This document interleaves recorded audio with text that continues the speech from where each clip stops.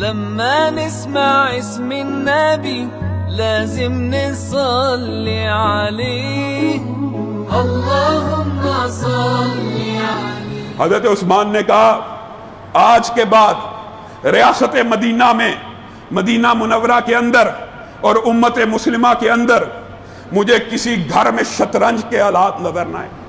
شطرنج نام لے کے نبی کریم صلی اللہ علیہ وسلم نے اس گیم سے منع کیا، لیکن حضرت عثمان نے نبی کریم صلی اللہ علیہ وسلم کے فرمان کی علت و حکمت کو سمجھتے ہوئے ساتھ میں یہ بھی بیان کیا، کیا نرد شیر، اس کا بھی نام ہے نبی کریم صلی اللہ علیہ وسلم سے. لیکن شطرنج اور نرد شیر کے بعد جو حضرت عثمان نے فقہی طور پہ آرڈیننس جاری کیا جس کے اوپر امت کا اجماع ہے، وہ کیا ہے؟ بورڈز. اس کی انگلش یا اردو آسان فہم لفظوں میں آپ کو بتاتا ہوں، بورڈ گیم.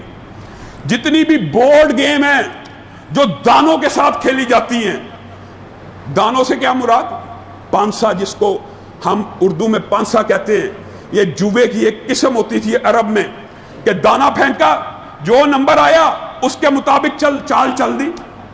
یہ جتنی گیم میں جو پانسے کی ہوتی ہیں، یہ بھی یاد رکھیے. بہت سے لوگ خاص طور پہ ابھی پچھلے دنوں سوشل میڈیا پہ جب یہ گیم آئی تو بہت سے لوگوں نے سوالات کیے. یاد رکھ لیجئے، ہر وہ گیم، ہر وہ بورڈ گیم جس کے اندر انسان کی ذہنی استعداد ملوث نہ ہو، ساری کا سارا کھیل قسمت کے اوپر، دانے کے اوپر چھوڑا جائے، سارا کا سارا انحصار اس دانے اور پانسے کے اوپر ہو. انسان کی کوئی صلاحیت نہیں، انسان کی کوئی استعداد نہیں. جو پانسا پھینکے گا، جو نمبر آئے گا، اس میں کون سی صلاحیت ہے؟ اس نے اس نمبر کے مطابق عمل کرنا ہے. ایسی ہر گیم جس کے اندر سارے کا سارا انحصار، لک، قسمت پانسے کے اوپر ہو، یہ شریعت میں حرام ہے. وجہ کیا ہے؟ اس کے اندر انسان کی کوئی صلاحیت انوالو نہیں. اور جن دو گیموں میں صلاحیت انوالو ہے، شطرنج اور نرد شیر، اس کا نام لے کے منع کر دیا گیا. اس کی بھی علت موجود ہے، وقت کا ضیاع ہے. چاہے اس میں ذہن لگتا ہے، ذہن کھپتا ہے، مومن کو ذہن استعمال کرنے کی اجازت ہے، لیکن جن گیموں سے اللہ اور اس کے رسول اور اس کے صحابہ اور ان کے خلفاء آرڈیننس جاری کر کے منع کرے. آرڈیننس پتہ کیا تھا؟ حضرت عثمان کے سخت الفاظ اتنے حیا والے، نرم تھے، لیکن اس معاملے میں اتنی سختی کی.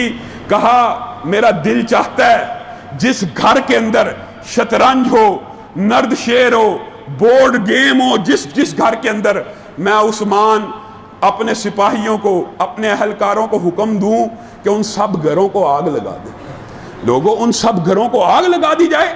وجہ کیا ہے؟ یاد رکھیے، یہ جو پانسا ہوتا ہے نا، یہ جو لک کی گیم ہوتی ہے، یہ انسان کے لیے پہلا سٹیپ ہوتا ہے قسمت کے اوپر، لک کے اوپر، اور ماورائے یعنی توہم پرستی کی ابتدا، اور جوے کی پہلی سیڑھی یہ ہوتی ہے.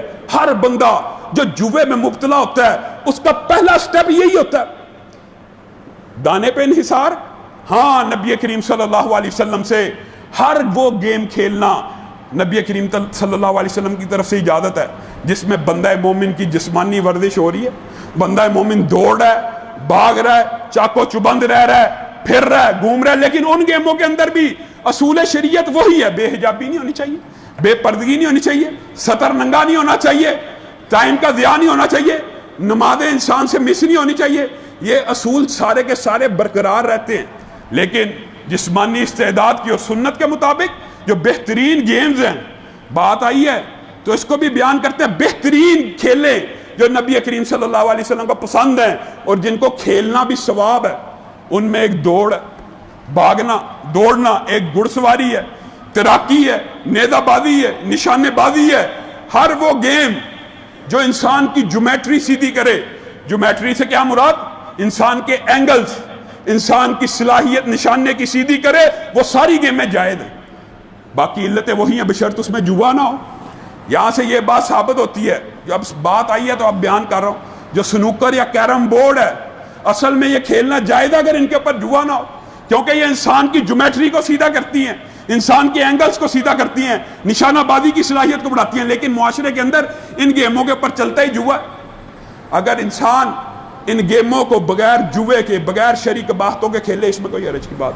حضرت عثمان کا یہ آرڈیننس مشہور ہے اور اجماع امت ہے. لیکن آج افسوس کی بات یہ ہے بعد ایسے علماء بھی، اسکالر بھی اور لوگ بھی پیدا ہو گئے جی لوڈو بھی کھیل لی جائے، کوئی حرج نہیں، لکی 7، بورڈ گیم، ہر گیم جس کے اندر دانا انوالو ہے آج کے بعد آپ نے اپنے گھروں سے نکال دینی۔ حضرت عثمان کا یہ آرڈیننس ہے، اور یہ آرڈیننس ان کا ذاتی نہیں ہے، نبی کریم صلی اللہ علیہ وسلم کے فرامین کو نوٹ کر کے اخذ کر کے انہوں نے یہ مسئلہ نکالا۔